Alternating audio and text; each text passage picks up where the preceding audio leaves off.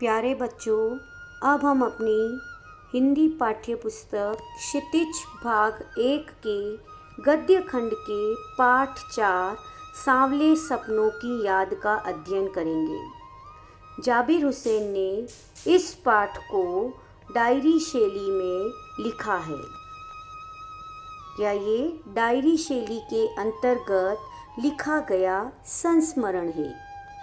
पाठ पढ़ने से पहले लेखक जाबिर हुसैन के बारे में एक छोटा सा परिचय।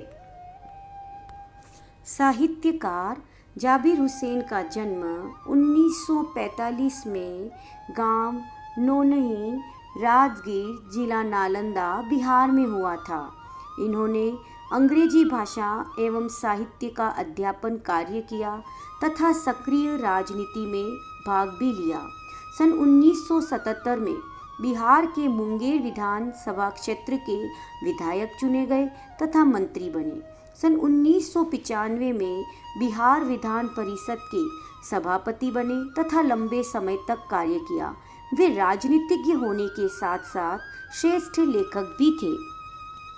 हिंदी, अंग्रेजी और उर्दू तीनों भाषाओं पर इनका समान अधिकार है। इनके लेखों में राजनीतिक अनुभव स्पष्ट नजर आता है।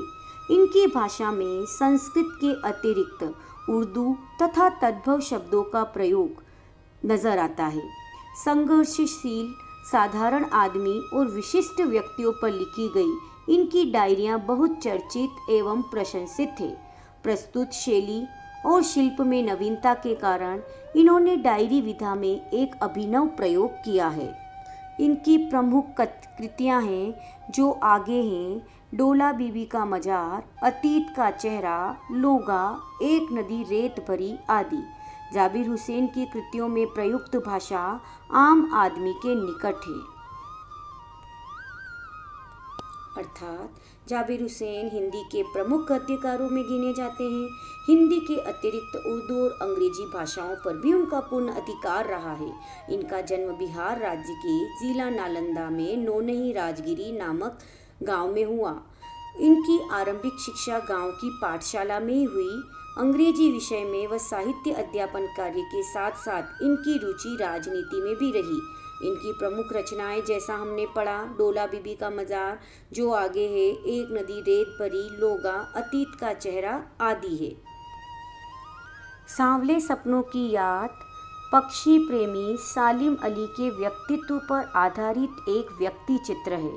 जाबिर हुसैन द्वारा लिखित यह संस्मरण प्रसिद्ध पक्षी वैज्ञानिक सालिम अली को समर्पित थे, जो संस्मरण रूप में लिखा गया है। सालिम अली की मृत्यु के तुरंत बाद ही यह संस्मरण लिखा गया। सालिम अली की मृत्यु से उत्पन्न दुख और अवसाद को लेखक ने सांवले सपनों की याद के रूप में व्यक्त किया है। लेखक ने सालिम अली को पक्षी विशेषज्ञ होने के साथ साथ पर्यावरण प्रेमी भी माना है। सालिम अली का स्मरण करते हुए लेखक ने उनका व्यक्ति चित्र प्रस्तुत किया है। यहाँ भाषा की रवानी और अभिव्यक्ति की शैली दिल को छूती है। पाठ प्रारंभ होता है: सुनहरे परिंदों के खूबसूरत पंखों पर सवार सांवले सपनों का एक हुजूम मौत की खामोश वादी की तरफ अग्रसर है। कोई रोक टोक सके कहाँ संभव है। इस हुजूम में आगे आगे चल रहे हैं सालिम अली, अपने कंधों पर सैलानियों की तरह अपने अंतहीन सफ़र का बोझ उठाए। लेकिन यह सफ़र पिछले तमाम सफ़रों से भिन्न है। भीड़ भाड़ की जिंदगी और तनाव के माहौल से सालिम अली का यह आखिरी पलायन है। अब तो वो उस वन पक्षी की तरह प्रकृति में विलीन हो रहे हैं जो जिंदगी का आखिरी गीत गाने के बाद मौत की गोद में जा बसा हो। कोई अपने जिस्म की हरारत और दिल की धड़कन देकर भी उसे लौटाना चाहे तो वह पक्षी अपने सपनों के गीत दोबारा कैसे गा सकेगा। अर्थात लेखक मृत्यु को प्राप्त पक्षी विज्ञानी सालिम अली के प्रति अपनी भावनाओं को व्यक्त करते हुए कह रहे हैं कि वे सुनहरे परिंदों के खूबसूरत पंखों पर सवार होकर मौत की खामोश वादी की ओर चले गए हैं और ये संभव ही नहीं कि उसे कोई रोक ले। भीड़ भाड़ वाले जीवन और तनाव के वातावरण से सालिम अली की यह अंतिम विदाई है। उन्हें ऐसा लग रहा है मानो सालिम अली उस वन पक्षी की तरह प्रकृति में शामिल हो रहे हैं जो जीवन के अंतिम गीत गाने के पश्चात मौत को गले लगा लेता है। लेखक कह रहे हैं कि कोई अपने जिस्म की हरारत और दिल की धड़कन देकर भी उसे लौटाना चाहे तो वह पक्षी अपने सपनों के गीत दोबारा कैसे गा सकेगा। अर्थात सालिम अली की अंतिम यात्रा का वर्णन यहाँ पर जाबिर हुसैन ने किया है कि वे भी वन पक्षी की तरह प्रकृति में विलीन हो रहे हैं तथा मृत्यु की गोद में सो गए हैं। कोई अपने शरीर की गर्मी और दिल की धड़कन देकर भी अर्थात अपना सर्वस्व देकर भी यदि सालिम अली को कोई लौटाना चाहे तो भी वह पक्षी अपने सपनों के गीत दोबारा नहीं गा सकता। अर्थात कोई अपना सर्वस्व देकर भी उन्हें पुनर्जीवित नहीं कर सकता। उनके जैसा पक्षी प्रेमी पुनः उत्पन्न नहीं किया जा सकता। आगे, मुझे नहीं लगता कोई इस सोए पक्षी को जगाना चाहेगा। वर्षों पूर्व खुद सालिम अली ने कहा था कि लोग पक्षियों को आदमी की नज़र से देखना चाहते हैं। यह उनकी भूल है। ठीक उसी तरह जैसे जंगलों और पहाड़ों, झरनों और आबशारों को वो प्रकृति की नज़र से नहीं आदमी की नज़र से देखने को उत्सुक रहते हैं। भला कोई आदमी अपने कानों से पक्षियों की आवाज़ का मधुर संगीत सुनकर अपने भीतर रोमांच का सोता फूटता महसूस कर सकता है। एहसास की ऐसी ही एक उबड़ खाबड़ जमीन पर जन्मे मिथक का नाम है सालिम अली। अर्थात लेखक के अनुसार मनुष्य पक्षियों के जीवन से निकट संबंध बनाए बिना, उनकी भावनाओं को समझे बिना केवल उनकी मधुर बोली से रोमांच का अनुभव नहीं कर सकता। सालिम अली समर्पित पक्षी प्रेमी थे। वे पक्षियों के संसार को अपनी प्रसन्नता के लिए नहीं बल्कि उनके आनंद को बनाए रखने के लिए देखते थे। इसी कारण वे पक्षियों को उन्हीं की नज़रों से देखना चाहते थे। लोग प्रकृति को जंगलों, पहाड़ों, झरनों तथा पक्षियों को प्रकृति की नज़र से नहीं अपनी नज़र से देखने को उत्साहित रहते हैं। वे प्रकृति को अपने मनोरंजन का साधन मात्र समझते हैं क्योंकि उनकी दृष्टि उपयोगितावादी होती है।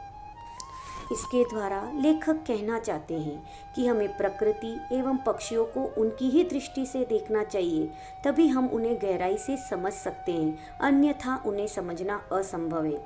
हमें प्रकृति और पक्षियों के भावों को अपने अंतर में महसूस करना चाहिए और ऐसा तभी संभव हो सकता है जब हम उनको अपनी नहीं बल्कि उनकी ही नज़र से सदैव देखने का प्रयास करें।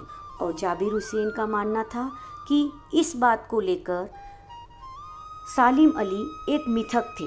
वो पशु पक्षियों की आवाज़ को, पशु पक्षियों को अपनी नज़रों से नहीं उनकी ही नज़र से देखते थे तथा उनकी दुख तकलीफ़ और परेशानी को अपनी दुख तकलीफ़ और परेशानी समझकर उन्हें दूर करने का प्रयास करते रहते थे।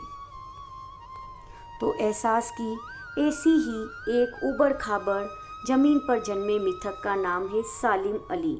पता नहीं इतिहास में कब कृष्ण ने वृंदावन में रासलीला रची थी और शोक गोपियों को अपनी शरारतों का निशाना बनाया था। कब माखन भरे भांडे फोड़े थे और कब दूध छाली से अपने मुंह भरे थे। कब वाटिका में छोटे छोटे किंतु घने पेड़ों की छांव में विश्राम किया था। कब दिल की धड़कनों को एकदम से तेज करने वाले अंदाज में बंसी बजाई थी। और पता नहीं कब वृंदावन को पूरी दुनिया संगीतमय हो गई थी।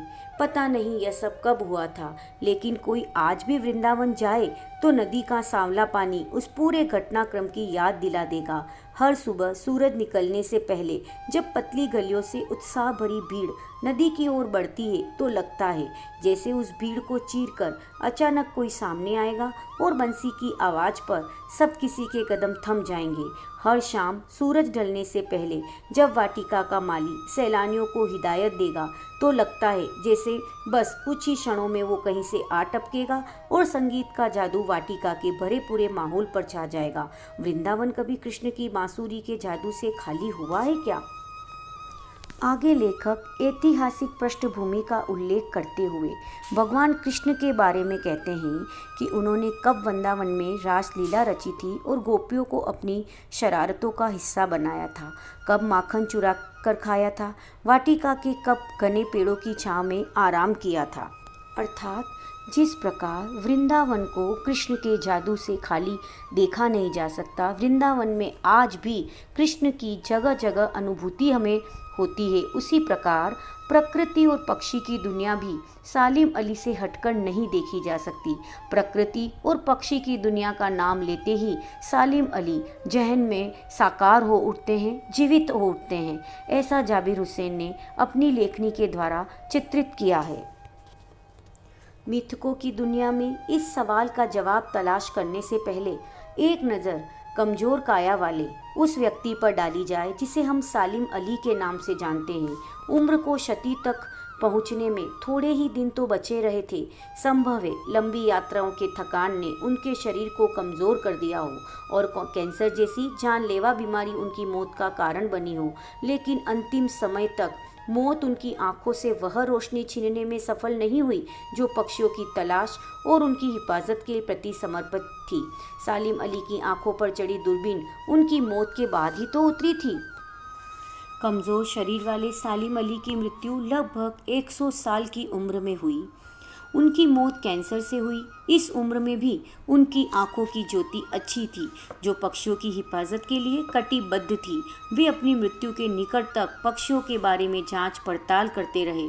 सालिम अली एक प्रसिद्ध बर्ड वॉचर थे जो प्रकृति व पक्षियों के प्रति पूरी तरह से समर्पित थे।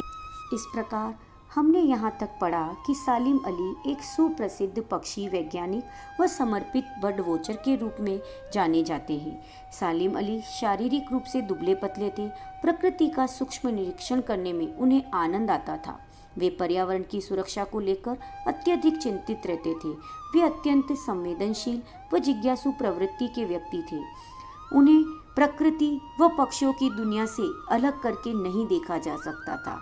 वे प्रकृति व पक्षियों की सुरक्षा के लिए पूर्णतया समर्पित थे। उन्होंने अपना पूरा जीवन पक्षी तथा प्रकृति की दुनिया को समर्पित कर दिया। उनके जैसा पक्षी प्रेमी हम अपना सर्वस्व देकर भी पुनः प्राप्त नहीं कर सकते।